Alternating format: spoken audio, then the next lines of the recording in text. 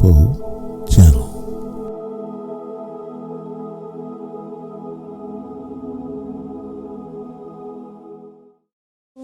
We had been driving out this country road, which it is a very desolate area, and all of a sudden we seen this object.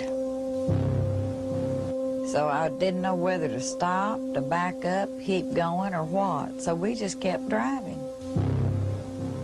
We thought, well, maybe it's an air balloon or something, you know, weather balloon or something. But the closer we got, we could tell that either it was going to be us or it, because it kept getting lower and getting hotter. And this object come down almost to the treetops, almost ahead of us, and I screamed for Betty to stop. And I think if she hadn't stopped and we went on under it, we would have burned up.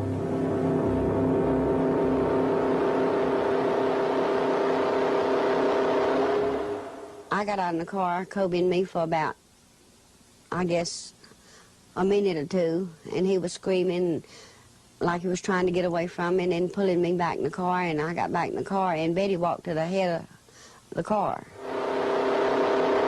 I thought it was the end of time, because I've always been taught the Bible says the world will be destroyed by fire, hell and brimstone.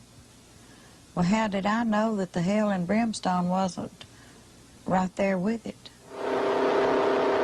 And as hot as it was, if hell is any hotter, God forbid I want to live a good life, because it was just almost unbearable.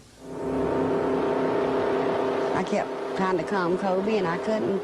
I had to tell him something that would calm him, and I said, if you see this big man come out of it, it'd be Jesus. Well, I just had a feeling to look up in the sky. I looked around a little bit more and I saw that object. It looked like a diamond. It lit up the whole sky. It was a grayish, metallic looking color, but yet the flames that was throwing out was a reddish, yellowish looking glow. Just about the minute that I got up close enough to really make the shape of the object, whatever it is, the helicopters were there. We was amazed at, you know, what kind of helicopters there were. We were about scared to death. The double rotary kind of helicopters, I'd never saw one before. The fear of ridicule kept Betty from telling about her UFO encounter. But weeks later, when patches of her hair started falling out, she told her doctor about the incident. Specialists were brought in, including a dermatologist and a radiologist, to run tests. They all turned up negative. John Schuessler and his group started their own investigation several months later. Despite the inconclusive medical reports, Schuessler believes that all three victims received some kind of radiation exposure caused by the UFO. It's a package of symptoms that all three had, and all three being different kinds of people. That's the significant thing. From their age, the past history, medical history, etc., but they all had common symptoms. The common symptoms all manifested themselves right after the incident, starting within hours. I do expect them to take care of my medical bills and what I have had to go through with and what I'm still going through with and what I may have to continue for years. I don't believe in the little green men and all of that stuff from outer space.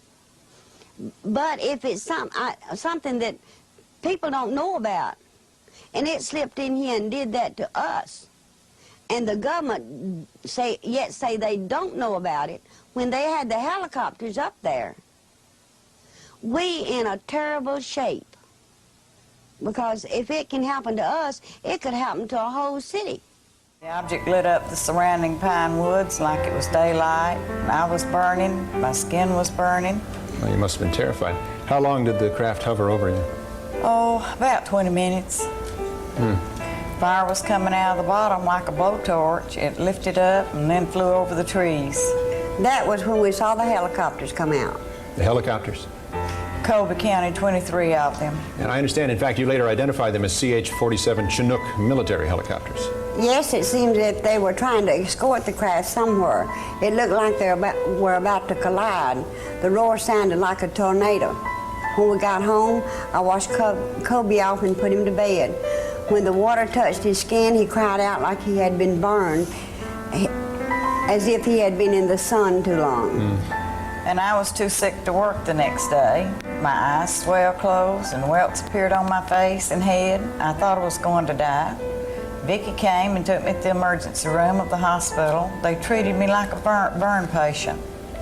Over the next few days, I kept losing big patches of skin on my face, and about half my hair fell out. They kept me in the hospital over a month with no improvement. It seems to me it takes remarkable inner strength to survive an ordeal like that. How are you doing now? I have cancer. I was operated on in March 1983, and the doctors could not say if they got it all. Now some days I'm okay, other days are terrible. Has the government ever expressed a willingness to take responsibility for this thing? No, and I'm mad as hell, and disappointed with the government of our United States.